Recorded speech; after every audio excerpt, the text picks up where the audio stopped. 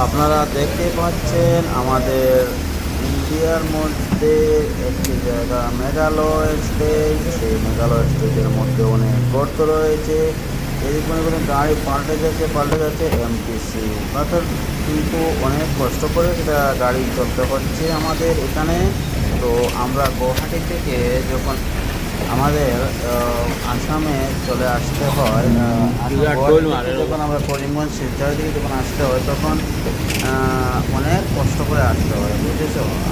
কারণটা হচ্ছে দেখতে পাচ্ছেন আপনারা যে রাস্তার অবস্থা, আপনাদেরকে যে বা যারা এই রাস্তা দিকে চলাফেরা করছেন ওনারা বলতে পারবেন যে রাস্তার কন্ডিশনটা।